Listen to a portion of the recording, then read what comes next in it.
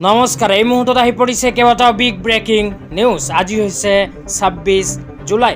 ৰাজ্যৰ লাখ লাখ মহিলাসকলৰ বাবে ভাল খবৰ, কিয়নো এইবোৰ মহিলাসকলে লাভ কৰিব চৰকাৰী আৰ্থিক সাহায্য। লগতে এইটো ভিডিঅ'ৰ মাজত অসমৰ লাখ লাখ কৃষকসকললৈ কেইখনমান গুৰুত্বপূৰ্ণ খবৰ প্ৰদান কৰিম। তো যিসকল মানুহে ভিডিঅ'টোত ক্লিক কৰিছে, অনুগ্ৰহ কৰি ভিডিঅ'টো স্কিপ নকৰি প্ৰথমৰ পাশেক লৈ চাই থাকিব। লগতে মোৰ চেনেলত নতুন হ'লে প্লিজ চেনেলটো ছাবস্ক্ৰাইব কৰি মোৰ লগত থাকিব। তো বলক ভিডিঅ'টো আৰম্ভ কৰি আজি প্ৰথমটো গুৰুত্বপূৰ্ণ খবৰৰ বিষয়ে বিস্তাৰিত জানি লওক।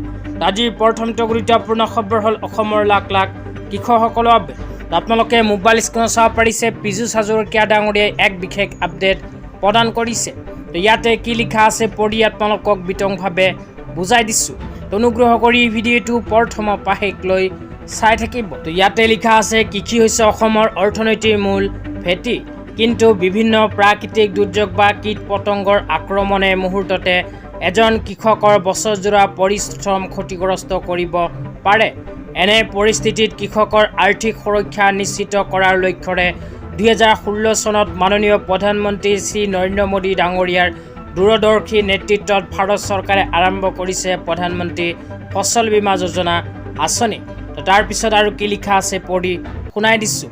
তাৰপিছত লিখা আছে, এই আঁচনিৰ জৰিয়তে বীজ সিঁচাৰ পৰা আৰম্ভ কৰি শস্য চপোৱাৰ পিছৰ নিৰ্দিষ্ট সময়ছোৱালৈকে বিভিন্ন প্ৰাকৃতিক দুৰ্যোগজনিত বা আন ক্ষতিৰ ক্ষেত্ৰত বীমা সুৰক্ষা প্ৰদান কৰা হয়। ইয়াৰ অধীনত শস্যৰ ক্ষতি হ'লে কৃষকে ক্ষতিপূৰণ লাভৰ জৰিয়তে পুনৰ কৃষিকাৰ্য আৰম্ভ কৰাৰ সাহস আৰু সামৰ্থ্য লাভ কৰিব পাৰে।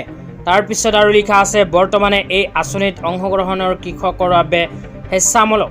কৃষকসকলে নিকটৱৰ্তী bank, common service centre, CSC অথবা ক্ৰপ ইঞ্চুৰেঞ্চ এপৰ সহায়তে কৰিব পাৰিব পঞ্জীয়ন। তো যিসকল কৃষকে খেতি বাতি কৰে সেইসকল কৃষকৰ বাবে এই আঁচনি। তাৰপিছত লিখা আছে, বিশেষকৈ ক্ষুদ্ৰ ৰূপান্তৰ কৃষকৰ বাবে এই আঁচনি অত্যন্ত উপযোগী।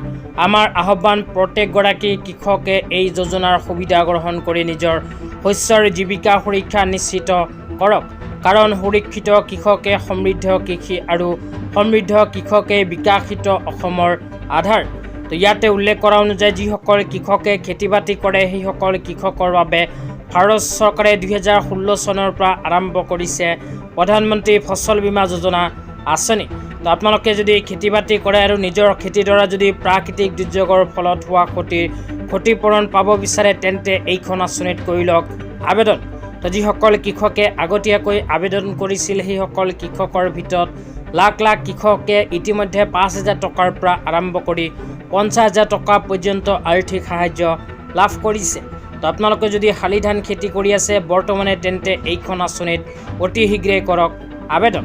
তো নতুনকৈ আবেদন কৰিব বিচাৰিলে নিজৰ নিজৰ অঞ্চলৰ CSC চেণ্টাৰত গৈ ভিজিট কৰিব লাগিব।